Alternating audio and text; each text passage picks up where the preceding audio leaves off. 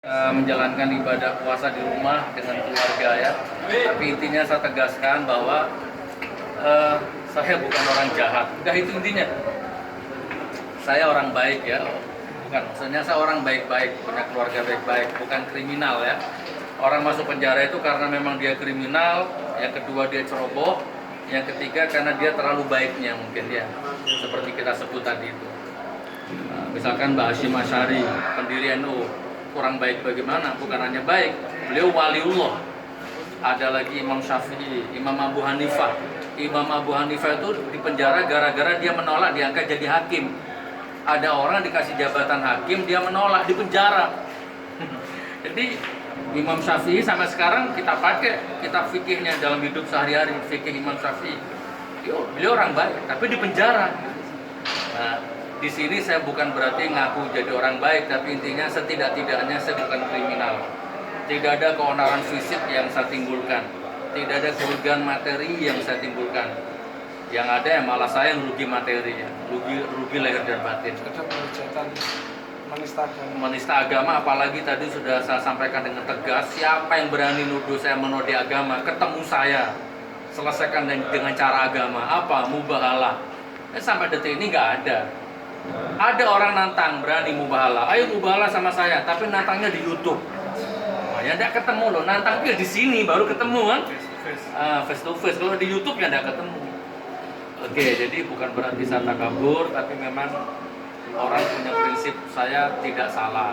Anda punya prinsip Gus Nur harus salah, pasti salah, wajib salah, ya monggo. Kalau tetap nggak ketemu titik temunya nanti di akhirat hukum, di atas hukum begitu. Kurang lebih begitu ya. Ada yang mau disampaikan?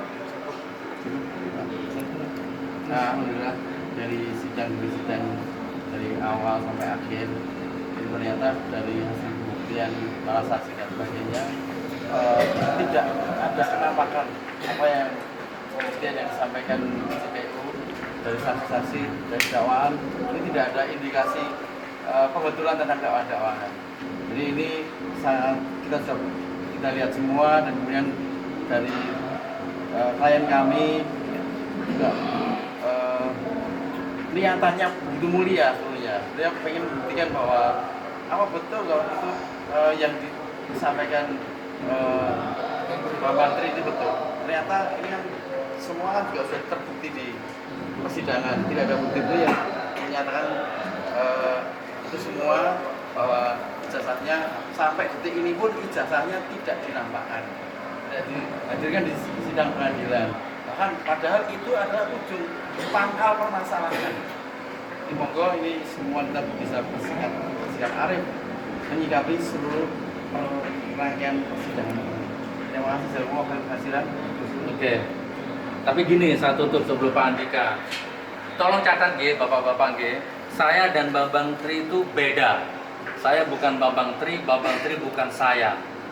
Mau asli mau palsu ijazahnya Pak Jokowi itu domainnya Bambang Tri. Nggak ada kaitannya dengan saya itu hanya ngundang narasumber. Isi konten di luar tanggung jawab saya. Baik salahnya itu ya Mas Bambang Tri itu yang mempertanggungjawabkan.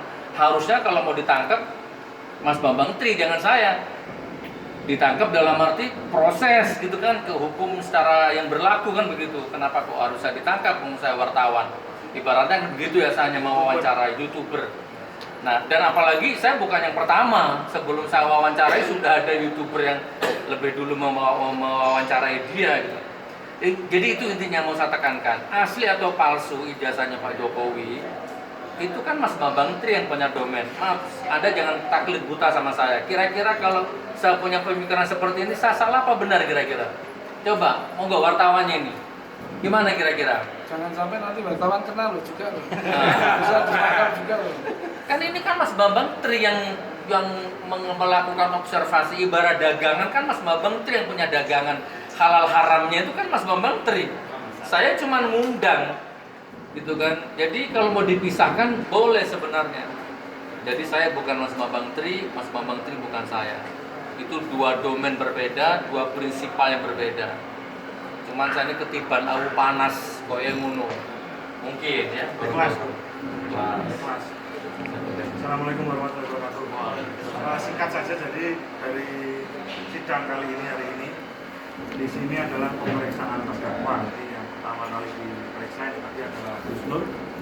Sidang ditutup dan selanjutnya nanti setelah ini akan dilanjutkan dengan sidang dari Pak Bambang Tri.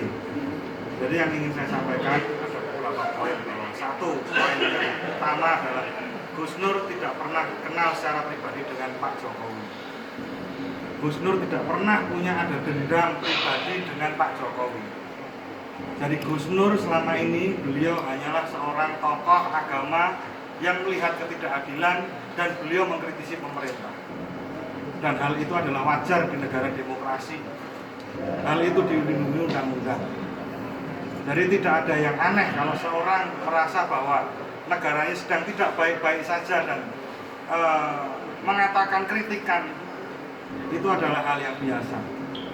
Seharusnya pemerintah, dalam hal ini pemerintah itu tidak perlu overacting dalam menanggapi isu-isu yang ada di bawah. Karena semua ini masyarakatnya pemerintah sendiri. Dan kebetulan bahwa Pak Jokowi adalah presiden kita. Jadi itu yang pertama. Yang kedua adalah Gus Nur bukan penista agama. Mana ada penista agama punya pondok pesantren? Mana ada murid-muridnya adalah penghafal Al-Quran? Itu tidak nonsens. Itu bukan, tidak ada namanya penista agama yang selama ini kita kenal, bahwa ada beberapa penista agama yang sudah dijatuhi hukuman pidana itu rata-rata profilnya seperti itu.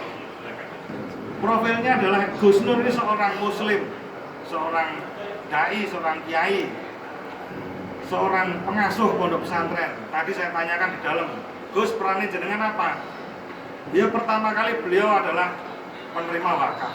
Wakaf akhirnya dibangunlah sebuah pondok pesantren dengan biaya sendiri, dengan modal sendiri, dan akhirnya berdiri dan berjalan sampai hari ini, mencetak para penghafal Al-Quran. Begini dibilang penista agama. Apakah ini lucu? Jadi dakwaan dan lain sebagainya seharusnya menghindari masalah penistaan agama. Terus yang ketiga, kita mengharapkan bahwa dari pertama kali persidangan sampai hari ini tidak ada unsur-unsur yang memberatkan yang terbukti diarahkan ke Gus Nur. Ya, tadi disampaikan Gus Nur adalah seorang YouTuber. Beliau adalah melakukan wawancara itu, melakukan mubahalah dan lain itu konten, dalam batasan konten. Yang mengundang Bambang Tri bukan Gus Nur saja, ada beberapa tokoh terkenal yang mengundang. Tapi kenapa Gus Nur saja yang dikriminalisasi? Sedangkan di sini posisinya Gus Nur melakukan hal seperti itu adalah wawancara, sama seperti TV-TV besar itu, mewawancarai katakanlah orang yang didakwa melakukan kejahatan. Apakah pewawancaranya juga masuk pidana? Seharusnya tidak, analogi itu tidak masuk akal. Gus Nur ini hanya mewawancarai Pak Bambang Tri. Pak Bambang Tri yang mempunyai materi seperti itu, yang mempunyai keyakinan seperti itu. Gus Nur kurang yakin, makanya diadakan mubahalah.